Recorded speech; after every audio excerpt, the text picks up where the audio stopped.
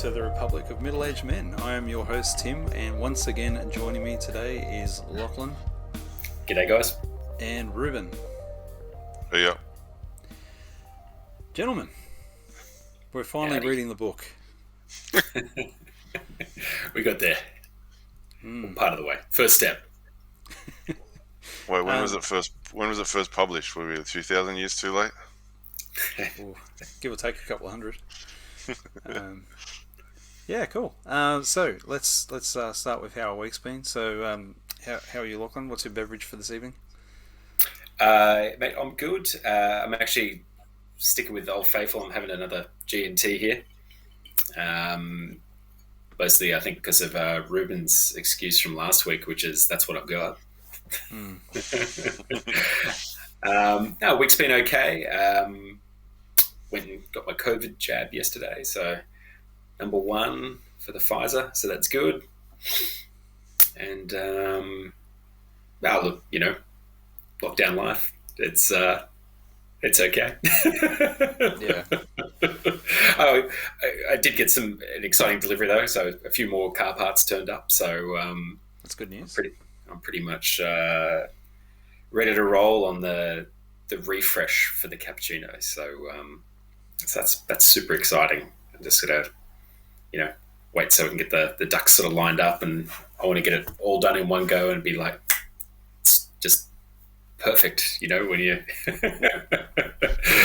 you roll out, it's gonna be fun. I saw some photos, and it looks the parts you got are very tidy. So there's some carbon fiber parts. Is that right?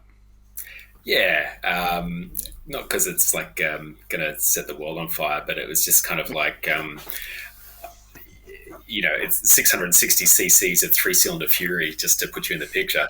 But I just kind of figured if you're going to do it, like the cost difference between going and getting something that was just kind of fiberglass and getting the carbon fiber, it wasn't that much more. So I was like, you're going to do a job, do it properly, right? So all in, baby. That's it. Very good. And how about you, Rubes? What are you drinking? Yeah, going all right. I'm actually, with all the setting up, I forgot to grab myself a drink, but I'm in an even worse position than I was last week. I think I'm down to a couple of ciders in the rear fridge. I think I'm going to have to break some COVID regulations and stock up at some point. Dan Murphy's Deliver. Yeah, I looked at that. It's the pricing is not acceptable when you get it delivered. The thing is, though, you just have to order in bulk, Rubes, and then the delivery cost is lower, right? True. Economies of scale, that's what you can look at. I might be able to figure something out, live with me. Cool, man. And what have you been up to? Just working at home, lockdown, as you guys said. That's about it. Yeah. Any Xboxing? I think I saw you on Civilization. Yeah. Don't get me started on that. That's a time sink and a half. Man, I used to play so much Civ. Did you ever play Civ, Lachlan? Yeah, long time ago. Dude, it's kind of ironic that you're playing that. You've set yourself for some ancient Greece, have you? I remember playing Civ 3 or 2, Civ 2, and Civ 1, but Civ 2 on a PC in my parents' garage, listening to Nirvana's Bleach. Oh wow! Just until like 3 a.m. Just keep playing. It was awesome. Yeah, I seem to remember playing on a 486 or something. I don't know whether it was that long ago, but it was a PC. Civ 1, right? Yeah. Yeah. Oh yeah. Really. Yeah. That was a great game. I've been similar, boys. I've been still working, but can't really do much. But had a crack at the new flight sim today, Microsoft Flight Simulator on Xbox, and it's pretty good. My kids were so excited once we jumped on. My daughter was like, "Let's go to Paris and fly past the Eiffel Tower." And then my son's like, "Can I go?" And I'm like, "Yep." And he goes, "I'm going to fly into the Eiffel Tower." But he crashed before he got there, so that was pretty funny. That's pretty cool. And I also grabbed Mortal Kombat 11 because it was 65% off, and I was like, Oh, was it worth then? yeah. It's got like every expansion in it, every skin pack, all that sort of What did stuff. they want So it was for like it? Tell them the price, son. 55, I think. That's with everything. Oh. It's pretty good, man. It's pretty good. I don't think I've played Mortal Kombat since I had a Sega Mega Drive. So it was 3? Mortal Kombat 3? Probably was. You remember that 6-button controller? That ridiculous thing? Yeah. Absolutely. Before there was ergonomics. Yeah. So you'd have You the had controller double jointed thumb. Yeah, or you play with your 3 fingers moving up and down on one side with your hand on the other, upside down. That was ridiculous. We just need a button for everything. Yeah. One button. Well, it had to be like the arcade machines. Yeah, true. Oh, that's So- right. Yeah. My drink of choice, which I'm just opening to top myself up, is I think you might have got this for me, Lachlan. It's the Yep. I don't know how to say that. Lagavulin Islay single malt Scotch whiskey. What is it? I don't know. It's just You were sounding like you knew what you were talking about for a second there. This is magnificent whiskey. So, thank you. And I wish you could be here so I could share it with you. But yeah, that is marvellous. Absolutely marvellous. good stuff. Cool. All right. Well, let's start talking about the Republic. So, when we talked about making this show initially, I looked at this book and thought, well, it's not a huge looking thing. There's 10 books or chapters in my one, so let's do one a week. And that was pretty ambitious after reading the first one this week. There's heaps in here. There's a lot going on. Yeah. So, but before we talk about specifics, I just want to talk about the experience of, committing to doing this. I think I didn't realize how much time I would invest knowing that I have to get in front of a microphone and talk about it. I just thought, cruisy as, I'll read it once and have a chat. And then it's like, I think I've gone through this like 4 times now. I've written it in my book. I've got notes everywhere. It's complicated and pretty cool. So I'll start with you, Lachlan. Like, what's your experience been? How many times have you read or listened to it this week, and how have you gone about it? Yeah, so like I started off with just listening to somebody reading it via a podcast, and that was good just to give you sort of a bit of, I think, quick to sort of grasp the sort of vibe of what was going on, if you know what I mean. There's a few characters early on, and obviously just because the names are unfamiliar to, our modern ears, it just takes a little bit to go, who's talking again? And just, where do they sort of fit in it? So I did that the first time around, then read through it, and then sort of thought I'd go through it another time just to kind of like really sort of like start to make some notes and stuff. So I think it was on that third time I tried to do it with the podcast playing at the same time, and realised that they were taking some artistic liberties with the podcast, and it wasn't a direct reading of the text. So I had to kind of scrap that and just sort of work my way through the text. The third read was actually, second read, third sort of go at it was actually, I think, where I really sort of grasped it, if you know what I mean. Because as we were all sort of saying, like, there is a lot that's sort of going on there. So I think it does take a couple of cracks at it to start to get at what's happening there. Yeah.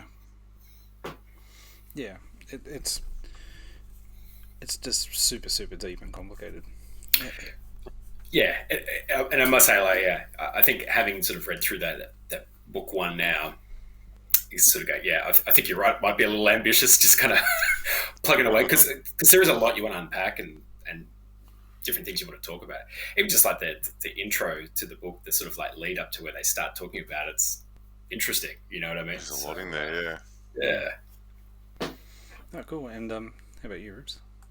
I agree fully. It's pretty dense, and we might have to dial it back maybe not do a whole book in 1 week.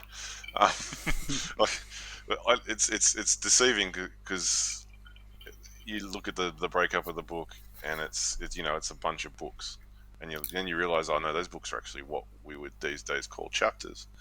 But then when you actually read one book, which in your mind you think, oh, one chapter, it's not really one chapter. There's a lot more that would happen in a traditional chapter in terms of like thematically. Um, what in terms of experience? So what I found surprising was, while there's a lot going on, I was really surprised at how much I enjoyed it. Like in terms of just the way that it's structured, it's basically set up like a conversation between mates, and I just found the banter really entertaining.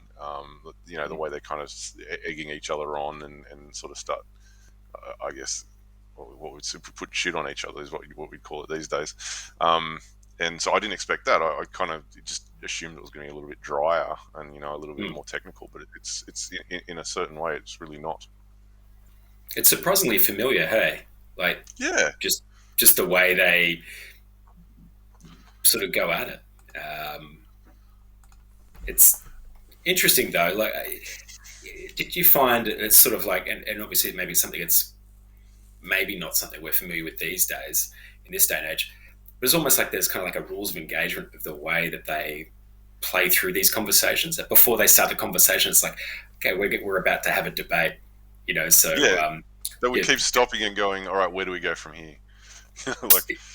and that real like joy of the debate, even though it's not in a high court or anything like that. It's literally like it's like guys having a barbecue, just talking some issue out, trying to work out their view of something in the world. They like really sort of like tackle it to take the joy out of the discussion and the nuance out of what they think they can see. Yeah, no, I agree with that. It's almost like a lost art. Absolutely, it feels like a lost art. It's I guess this is what you did before Xbox, right? But it's I'm disagreeable by nature, and my mum used to go nuts trying to raise me because I just argue for the sake of arguing, and I just feel like I was born 2,000 years too late. This is an awesome time to be alive in these books. You just argue all day, and no one gets upset about it. Well, that's not quite true. Okay. Well, it's socially Thrasymachus or whatever that cat's name is. We'll call it socially acceptable to be disagreeable, which is cool. All right, cool. Well, that was good to chat about that experience. For me, I just listened to it a lot, driving to and from work. I recall about halfway through the first book, driving to work, I just out loud just said, "Wow!" Like I just couldn't believe what I just heard. It was just. Well, hold that thought and let us know which bit. Yeah, I'm not going to spill it right now, but and I had to do this really tedious job yesterday. The bathroom window, there's this adhesive glazing on there that a couple of years ago the kids started picking at, and all of a sudden there's like this is what they do, a large orange size hole now, and so that bathroom window kind of backs directly onto our neighbour's outdoor deck. So I was like, all right, it's time to fix it. So I was sitting there with a razor blade just peeling this stuff away like a millimetre at a time. So I thought, okay, I'll put this on again and listen to it while I'm doing this job. At least I'll have something good happening while I'm wasting this moment of my life doing this thing. So that was good. But I've decided that this book is cheap enough for me to write in, so I've been underlining and writing and drawing over it too. It's a mess at this point. Oh, nice. Yeah, lots of highlights. Funnily enough, despite getting the Kindle digital version, I ended up having to print it out so that I could stick highlighter in it. And I feel like I'm back in high school here. Yeah, it's pretty cool. All right, let's get into it. So, introducing this first book, the characters. So we thought we'd just start this part here, just saying who's in it, just to sort of get the names out there in the way that we'll mispronounce them. So Socrates, or Socrates as you call him, Lachlan. Obviously, he's the main character, and the book is written in the first person, as if he's writing it himself. There's another person called Glaulcon, I think, Glaucon. How did you guys say that? I say Glaucon. That's what I was saying too. Glaucon. Okay, cool. Yeah. So he seems to be a friend of Socrates. Then there's Polemarchus. Ruben, you said that differently. What was that one? No, Polemarchus is good. The Polemarchus is good. I think Thrasymachus is going to be the bone of contention. Sure. Sure. So I called him Thrasymachus, but I think that's how my audiobook said it. Same with mine, but I like Thrasymachus. What do you think, Lachlan? It sounds more authentic, I think, the way that Rubes is going about it, but I must admit, I was doing it the other way, Thrasymachus. Thrasymachus, alright. It just sounds more Aussie, Thrasymachus. Yeah, when you said it, then it made me realise it's probably wrong. Yeah, totally. When I heard myself say it, I was like, that's okay, but when I heard that sounds, And Thrasymachus sounds much more OG. Yeah. And from what I can tell, Cephalus, the last bloke, from what I can tell, it's his place. That they're hanging out at his joint. Yeah, Cephalus. I was kind of worried that I would say syphilis instead of Cephalus. But I haven't made that slip yet, but if I do during the show, whatever. All right, and so obviously this is the first book, so the two questions that kind of come to pass are, what is justice and when is justice useful? That's my take on it. There's other stuff in there, but I think we kick it off. So Socrates is walking towards a festival with his mate and gets intercepted by Thrasymachus and Polemarchus, I think. Oh, Polemarchus, sorry, yeah, and the. Yeah, how'd you get that wrong? Yeah, well, what's Marxist against friends, right? But it was a weird introduction. Do you want to? It felt strange. You have to come with us, but we're inviting you. Yeah, it's kind of like it was almost like they were already sort of like challenging them to a duel of words, and it was like, are you going to be able to defeat our argument? Well, where there's so many of us, how are you going to argue your way out of this? He sort of said, I guess I can't. And he goes, well, all right then, come on over. You're going to do what we want to do. So I thought it was odd too. My immediate reaction to that was that just seems a little bit odd, but then by the time you get to end of book one, it's almost like this little interaction right here at the start is almost like telegraphing what's going to happen. Because they sort of rock up and he's like, well, there's more of us, so you can't make us because there's too many of us. And then he goes on to say, well, we could reason with you, but and then the response is, yeah, but you can't reason with somebody who won't be reasoned with, which kind of seems like a really obvious statement. But then as you sort of read through the chapter and it sort of unfolds, and you see the lengths that Socrates has to go to get Thrasymachus to really discuss what he actually believes, it almost sort of plays out as a foreshadowing. I don't know whether that's thinking about it too deeply, but I feel like when you get to the end of book one, you're like, oh, okay, that little conversation at the start kind of fits now. It sort of makes a little bit more sense. It did seem a bit, it seemed funny because it was just like straight into like conflict, because it sounded like it wasn't a conflict of words. It sounded like really, like we're going to drag you off. You know what I mean? Yeah. That's what I thought. It was like, hey, we've got some slaves around you, and there's like 8 of us and 2 of you, so you'll come with us. But yeah, it's funny. They wanted to bring them along to, to have this conversation, and then it sort of remained that sort of us versus you thing, and then there's some things that sort of develop over time. But it's quite funny. They're so forceful. They want to have this conversation with this guy that they're going to have be on the opposite side of, if you know what I mean. Yeah. But it's like they needed him because it's like, we want to have this chat. You're the guy we need to have that chat. So you're coming. Well, later on in the chapter, they're talking about. I think Thrasymachus has a go at Socrates, basically, essentially implying that he's penniless and that. And then it comes out that it's like Socrates is just this dude that hangs out at people's houses, and he has these chats, and then they give him money. Yeah. Like he basically just talks to people, and they look after him. Because they said something about, we'll pay Socrates We'll this cover way, you. like we always do. You know? Like Thrasymachus is like, I know the answer, so you guys should be paying me. You should be paying me because I know the truth.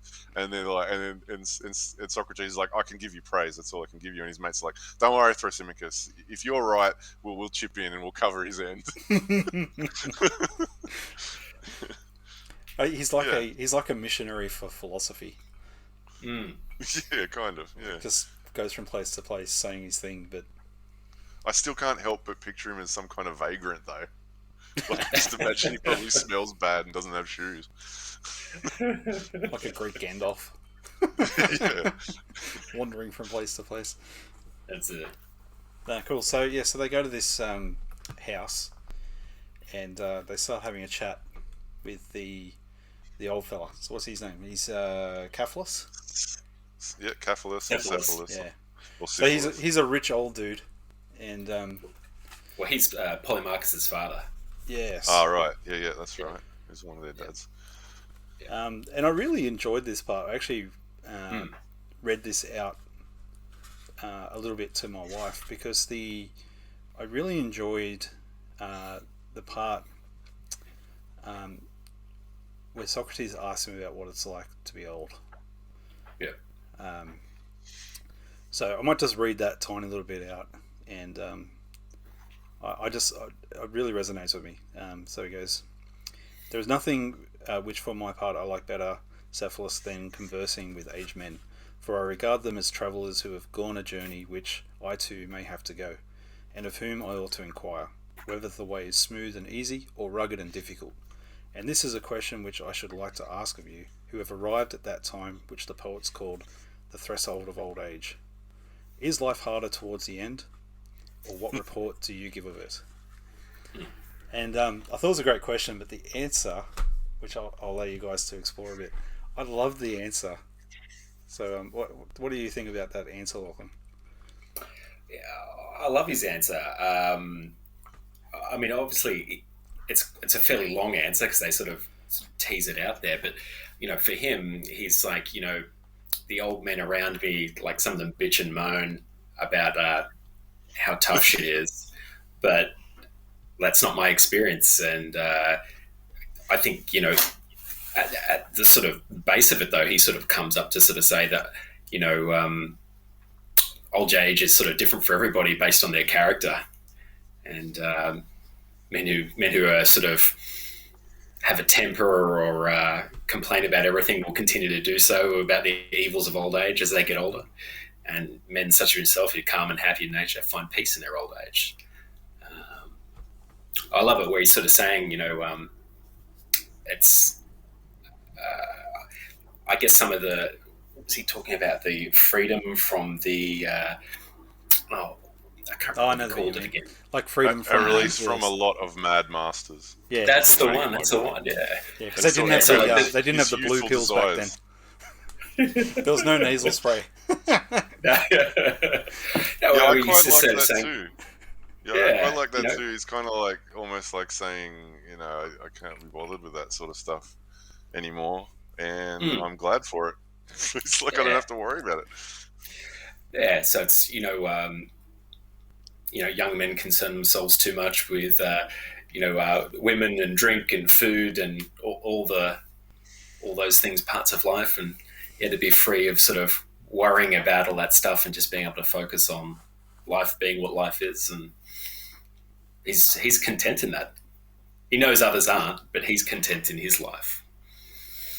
But he gets challenged by Socrates on that, though, doesn't he? when they talk about money. Yeah, that's right. The Yeah, next step is Socrates is like, it's funny because Socrates doesn't come out and go, "Yeah, mate, you're just saying that because you're rich." yeah. Um, He sort of I like does. how he kind of approach. He says other people might say that. Yeah, that's right. Because it could be said, it could be said. Yeah, it's very subtle. I'm just turning to that page now. Yeah, here we He's go. got a So my translation says, I'd rather suspect that people in general are not convinced by you when you speak thus. They think that old age sits lightly upon you, not because of your happy disposition, but because you are rich, and wealth is well known to be a great comforter. So, I think his response is beautiful, though. I agree. Yeah. I mean, he comes up and sort of says, "Yeah, look, life's not been bad to me. I have had a comfortable life, but that's not everything. There's plenty of rich men who've done bad deeds throughout their life, and they can't get a good night's sleep because they're tormented because they're getting closer to the end of their life." And Yeah, I know. That's basically a bit I highlighted too. He goes, "A good man may find old age easy to bear if he's poor, but a bad man won't be at peace with himself even if he's rich." yeah. But do you think he's also saying his wealth empowers him to make amends for the things he did get wrong? I don't think he's saying that and I think that's like Socrates' conclusion, I think, at the end of the conversation is, what a beautiful thing it is to have had the wealth where you've not had to backstab people along the way, and that you can die as a man with a clear conscience because you haven't had to fight your whole way up the ladder and stab all these people. Then you're worried, haunted in your dreams, that you're going to go to Hades for all the wrongdoings you've done. So I think that's sort of where he was conclusions, but that's how I sort of took it from how Socrates saw it. As the greatest blessing of his wealth, I think, is what was the quote that he had there. Yeah, I wonder. It does kind of circle around there to the end where he sort of says, and the old bloke says it too. It's like, yeah, when you get towards the end of your life, you actually start to worry whether being a good person or a bad person really matters, because you're basically staring down the barrel of the next life, whatever that you may believe that to be. So I'm very interested to see where that idea, whether that unfolds later on in the book, because they do start talking about justice, and I think your conception of justice has to be affected by what you think is going to happen to you after you die. Yeah, that's a good point. But yeah, one other thing that I picked up, that line that we said earlier about getting old and not feeling so many desires being a release from a lot of mad masters. It also reminded me of, because later on Saint Augustine of Hippo goes on to say that a man has as many masters as he has vices. So it kind of reminded me a little bit of that idea. It reminded me of pleasures without limit are but punishments, which I think. Well, I know it's a Stoic quote, but I can't quite recall if it was Marcus Aurelius or if it was Epictetus or Seneca. Yeah. Seneca, yeah. But yeah. I was going to say, like, the bit where they sort of first mentioned about justice is that sort of final quote he has before they sort of wrap up that conversation. He says, "Hope," he says, "cherishes the soul of him who lives in justice and holiness, and is the nurse of his old age and the companion of his journey. Hope which is mightiest to sway the restless soul of man." So I think that's where they first sort of touch justice in the book, and I think he's just sort of saying, because he's lived his life in a just way, he's got hope for the future. He's not in despair about what's going to happen to him. He's still hopeful, even though he's getting towards the end of his life. Yeah, I think that's dead right.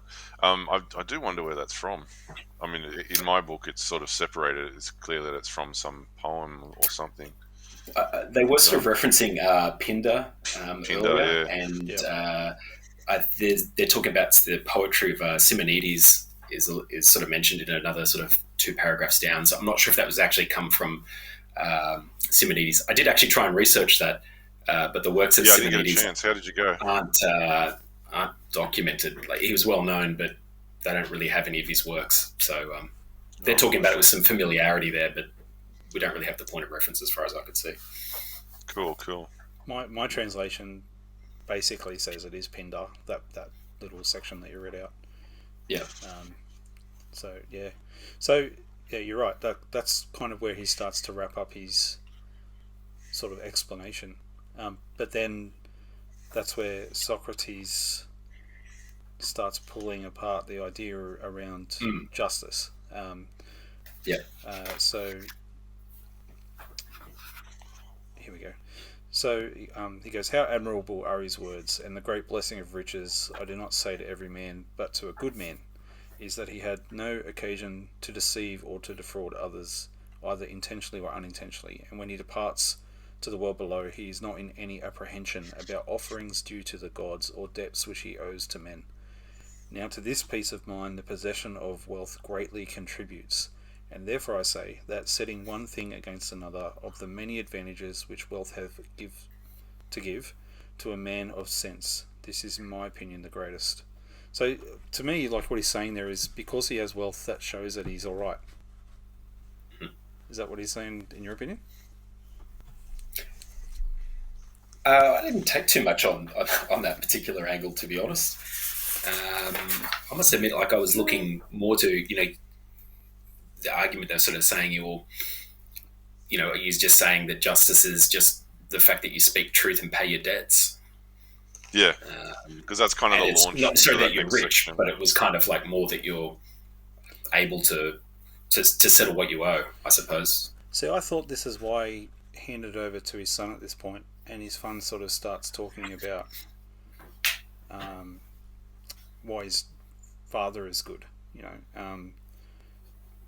and I think they tied into wealth, because doesn't Socrates later say something about how can justice be associated with wealth, because the person who gets the wealthiest is essentially the best thief?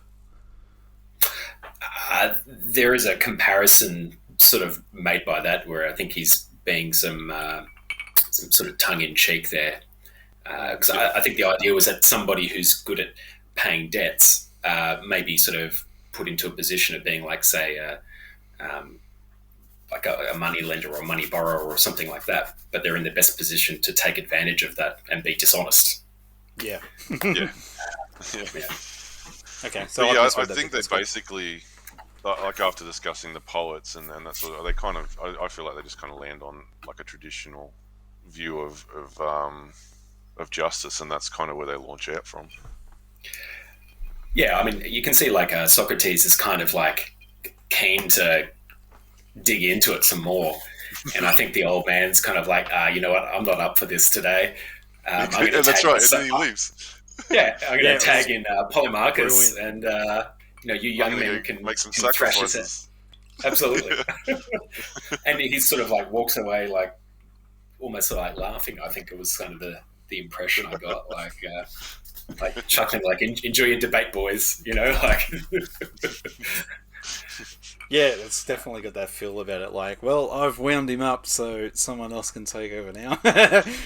Absolutely. I'm going to duck out of here before it gets messy. Yeah, because more or less that last challenge is like, Socrates is basically saying, surely it can't be so simple that it's just to speak truth and pay your debts. It can't be that simple. And he's sort of saying, yeah, you're right, it's not. But I'm out. Bye. So, yeah. I really like that definition though. Like, when I first read it, I'm like, why can't it be that simple? Yeah. There's something Can you very state the beautiful about the definition? simplicity of that. What you just said, to give every man his due, tell the truth and pay every man his due, or debts, depending on the way it gets translated. Yeah, I think I had that justice is the giving to each man of what is proper to him, and this he termed a debt. It was, one of the quotes in there. And yeah, so I almost, like, as I read through, I almost started to dislike Socrates when he started to pick it apart, because I was like, Totally. it was alright. I totally thought that was all right. Yeah, that's good. All right, well let's old blokes entered. Exited the arena. So let's move on to when his son steps in. So this is Polemarchus. So just correct me if I'm wrong. Is Polemarchus the guy that originally met him in the street and said, "You're coming to my place"? That's right. Yeah. Yeah, cool. Well, no, he sent his slave first. I mean, Yeah. he doesn't need to do the talking. He's got people to do that for him, right? No, he just didn't want to run. He just, go run after that guy. I'll catch up in a minute. Hold him up, yeah. Yeah. I must admit, like you, Rubes, I was sort of struggling this bit because, Socrates is kind of trying every methodology now to kind of like tear this argument apart by throwing all these sort of like wacky scenarios at him, like, and layering them one on top of the other. Yeah, big time. So, because he's just sort of saying that we've got this, I think the meaning's clear to Polemarchus, that the idea of like paying back a debt is just, and that is justice, is to pay back the debt. And it just starts getting twisted around by Socrates, is just throwing these kind of warped scenarios. What if the guy's lost his mind? Should you really, return what you've... Yeah, give him his sword back, if he's not in the right frame of mind. That was one of your I favorite parts, really wasn't it? found like that analogy. I just cracked up. I thought that was hilarious because he's like, oh, so justice is repaying debts, giving back people their due, is it? And he's like, yeah, sure it is. He goes, so if you borrow a sword from your friend and then your friend goes mad, are you going to give him the sword back? and your immediate reaction is, oh, come on, man, that's stupid. And you're like, yeah, no, I probably wouldn't. Shit. Yeah. Yeah. It's he's very good at dismantling it and going, yeah, but what about, and yes, we have to pay them back their due, but how do we know that that is actually what they are? And what I mean by that is he starts going to that territory of how do you make the judgment that someone is good and someone is bad, and then pay the due accordingly. And that's I love this part where he starts going into, the person that seems good may actually be bad, and the person that seems bad may actually be good. So by trying to do justice, you're in fact doing injustice, because you're giving someone bad the good and giving someone good the bad. It's beautifully argued. Well, I mean, it's I'm sure very frustrating for Polemarchus, because it's basically everything you say, Socrates is going to take the opposite and sort of say, well, if that's true, then the opposite must also be true. Isn't that right? And you kind of like, he's a bastard the way he just like corners him. And I feel sort of sorry for Polemarchus, because it sounded so simple, and you can almost see the guy just getting confused as... And it was something he inherited from his father. Like he's literally just inherited it from his dad. Yeah. And Socrates just chops it up. Yeah. Yeah. But I reckon that's why his dad bailed. Because obviously they've had a history of talking before, because he's like, where have you been? I miss talking to you. And then once they get to the point of the conversation, he's like, oh, I gotta go. Yeah. And it's interesting, like they sort of thrashing this thing out, and they're trying to come up to, like what a man who is just is, and whether they're useful. Like what's a just man used for? I found that really interesting, the way they're looking at it. And look, I think the thing is, when they're arguing about some of these things, you have to consider that they're arguing it for the sake of the argument. And so sometimes they're putting scenarios in place that you're just not going to sort of find sometimes. So they're saying like the just man is almost like like that's his career or vocation, is being just. And so it's like comparing that to, if you're was it a pilot master or something? A doctor or a sea captain. Yeah. All these sorts of different kind of scenarios.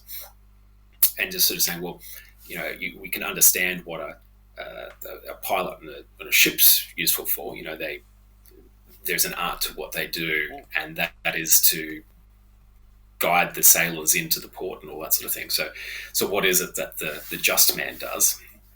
And that's where you're sort of having that conversation. You're talking about Tim around, they're good for being somebody involved in debts because they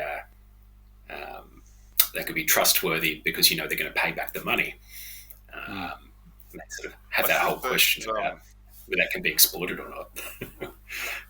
Yeah, I think what we would call them these days, we'd call them thought experiments. That's basically what they are. I had the same sort of thought, though, Lachlan, in that when I was listening to this, I thought, you're talking about professions, and then you're talking about the just man, as if it's a profession, rather than as it's an attribute. Yeah, correct. So you could have a just musician and an unjust musician, or a just taxman and an unjust taxman. I think it's so. Yeah, the thought experiment's the right way to think about it because they're trying to break it down, I think, to its simplest level. But to me, I'm wondering if later in the book that gets addressed, having not read the whole thing. Yeah, I actually had a similar reaction. The way that they keep bringing out these practical examples, and it did get me wondering, because I think they had a more of an idea of purpose or telos. I think it's a later term that Aristotle comes up with called telos. Which to a large extent is kind of lost in today's society, like the idea of purpose. But I think it was a much clearer idea back then, which is I think why they talked about it so openly. It's like, well, what makes something good? And it's like, well, fulfilling its purpose. Which is kind of something that just doesn't get said these days, in my opinion, from what I can tell. Do you think what's the right way of saying this? People don't really... It's unusual for people to be a specialist in their field their entire life outside of like a doctor or something like that. But I know personally I've had what could arguably be 8 or 9 different industries in my jobs, and I dabble in many things, so which probably just wasn't a thing back then. Life expectancy was less, the amount of materials were less, the tolerance within society for people to slack off was probably lower. It's a luxury we have now, I think. Yeah. Life back then, I think it's that sort of situation that, when you get to a certain age, you're probably going to sort of basically start working in a particular field, and that's where you're going to build up your skill set. So that's probably where you're going to stay. So you're probably right. People were sort of more clearly identified by their vocation, not by the person, but by what you do. Probably with slavery, that was true too, right? Yeah, possibly too, yeah. Yeah. Okay. So I think at this point they're sort of asking, like, what's the use of having a just man? Because they're talking about that as that sort of profession. And I thought that was kind of interesting because they couldn't find out really what was the best use for that person. Because they're sort of saying, would you want a just man to negotiate the purchase of a boat or something, or would you want to get the captain in or something like that, who'd be a better expert at it? Or buying horses, that sort of thing. Yeah, and all these sort of things. So it's funny then, they start sort of like really angling on that sort of specialization. But Polemarchus sort of sounds like he starts getting annoyed with this and going, you sort of get into semantics here, Socrates. So, I think you're right. I think there's a disconnect there, and they're kind of starting to zero in on it. Yeah. So I think we are all agreeing in that part. So let's continue on. So the part that made me go wow is the conclusion. It's not of book 1, but there's a point of conclusion, and it's just after that, Lachlan, where they're talking about can the musician by his art make men unmusical? Certainly not. Or the horseman by his art make them bad horsemen? Yeah. No, impossible. So then, then to injure a friend or anyone else is not the act of a just man, but of the opposite, the unjust man. Yeah. So the audiobook, I thought, did a much better job of translating that part. Essentially saying that to be a just person, to give the unjust what they're due, is not possible if you want to remain the just person. Yeah, I think sort of at the end of that argument, they sort of come to an agreement, and more or less they're sort of saying that they agree that the just man should do no injury to anyone, whether they're good or bad. That's right. And they both seem to they sort of agree that this simply is not true. For as we have seen, it's never right to harm anyone at any time. They kind of, they're just like, you can't just do harm to someone. That's a real. I'm surprised at that outcome, given the culture too, that they came to that conclusion, and even now that feels. Seems like modern thinking. Yeah, like it like obviously in Australia we don't have a death sentence or anything like that, but it kind of gives you a bit of insight into why it's probably ethically as good as we can manage to put someone in a prison where they're fed and clothed and all that sort of stuff.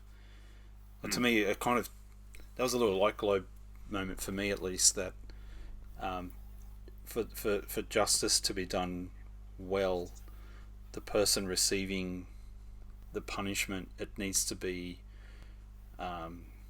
ethically adequate.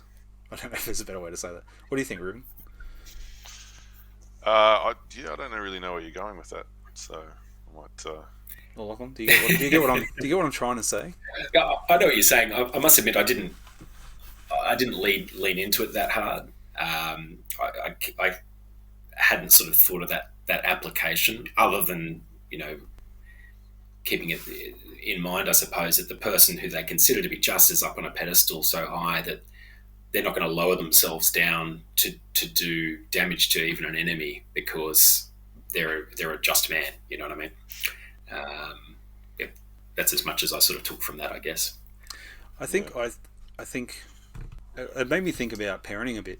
Like if you've got a kid who's misbehaving, and you want to be a just dad, then patience and gentleness and kindness, while still correcting the behaviour, is necessary to maintain that sort of integrity.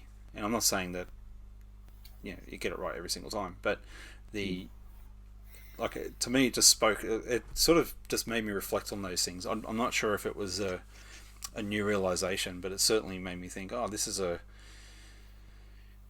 idea that is older than I thought it was. Like as you said, Lachlan, it feels modern, but it's actually an old idea. Was interesting at this part though, because obviously Thrasymachus takes issue with this position. This is where it gets real. I don't want to interrupt, but I'm kind of in the same boat. This is sort of where I would draw a demarcation where it kind of the subject matter and the characters change. What's your time? What's your time limit? Yeah, look, I agree. I think that'll do for tonight. Because I really want to hook into Thrasymachus because it gets good. Or what do we say? I forget how we decided we're going to say it. I'll check my notes. I followed Thrasymachus. Anyway, like for anyone that's planning on tuning in next week, this is where it gets real. It gets spicy. It gets spicy, yeah.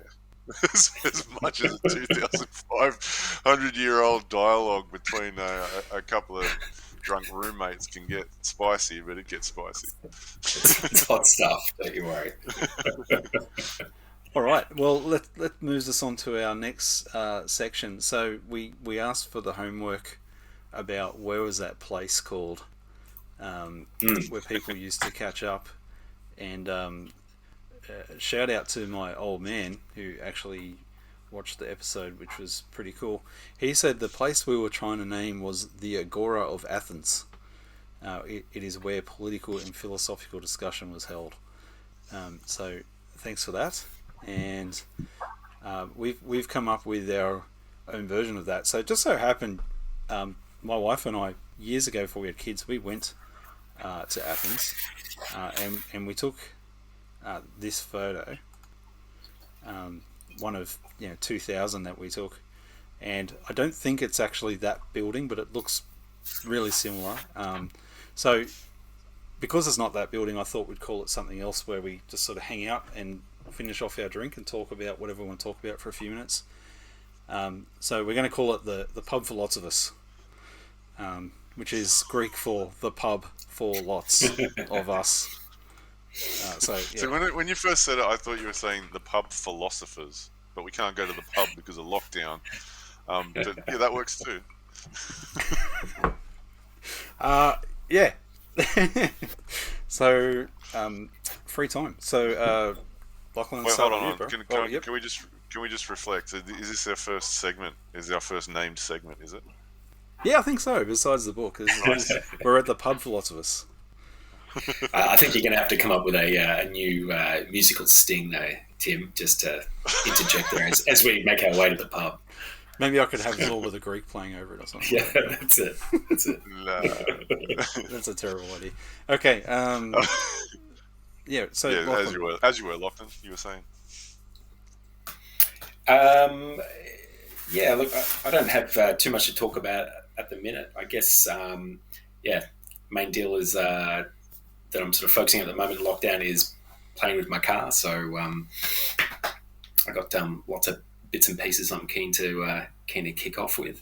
I've been basically collecting all these little knickknacks and things to add onto it, and I want to go in one big hit and get it done. So that's really all I've been focusing on this week, aside from work and going for laps around the block, trying to get my fitness back up. How you doing, after about a probably 10-month hiatus, I've been sort of doing a bit of hit stuff at home and then getting a jog in here and there. So trying to get back in shape again, which good for the mental health as well as the physical health. Get out, get some fresh air, all that sort of thing. Yeah, very good. Nice. That's about it for me. How about you, Rubes?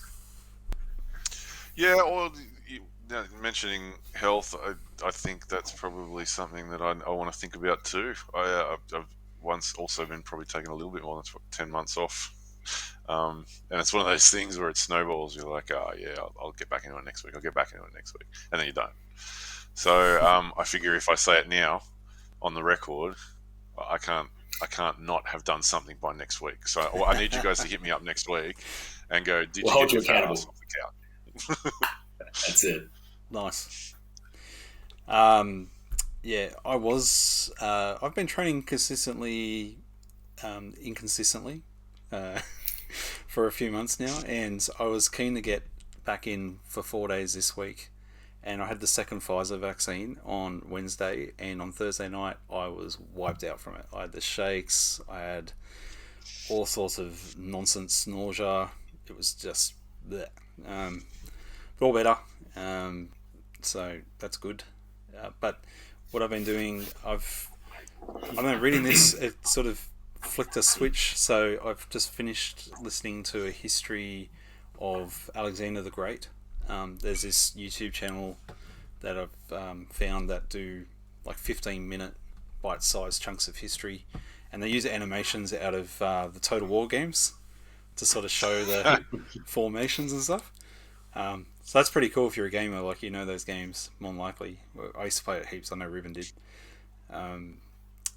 So that was really cool, and they did a sort of Alexander's last big speech video too, just after. It was probably less than a year before he met his end. There's this great speech that he did where he reconciled with his soldiers, and they did an excellent job. The voice actor in it is really good, and it's very well written. So I've been enjoying that. What's that called? Sorry. The channel. I'll get that for you. Are we allowed to plug other people's stuff? I think I it's mean, I fine. did last week. Yeah, you plugged. By the way, I did listen to that from Young Claven. That was very good. The introduction to the Republic, I thought he did a great job. So the YouTube channel is called Epic History TV, and they have over 1 million views on some of their videos. But yeah, they've got a massive Napoleon playlist too, which I'll probably work through this week. So yeah, I've been enjoying that, and I just also have enjoyed reading this book. I wish I'd started with this book. The first philosophy book I read was Marcus Aurelius's Meditations, and that is a hard book to read because that's a journal. Yeah. So and I read it and I loved it, but it's a slog, that book, to get through from cover to cover. This book, I have to stop myself to read. That's why I've read it so many times, the first book, because I don't want to keep reading, because I want to share the mind-blowing experiences that I have. Yeah, and if you get too far ahead, you'll forget the last bit. So. Yeah, so I'm really enjoying this, guys. Yeah. At least the way we've done it, we've left the last third of the first book for next week, so we've got ahead on our homework. Yes, we have. So my homework this week is to get us on Spotify and hopefully Apple Podcasts, and then that'll be good enough, I think. All right, I'll try to get that bio done for you. Yeah, sweet.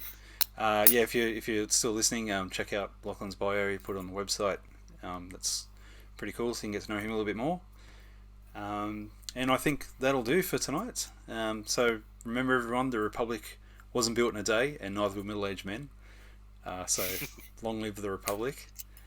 Take care, and we'll see you next time. Have a good week. See you guys.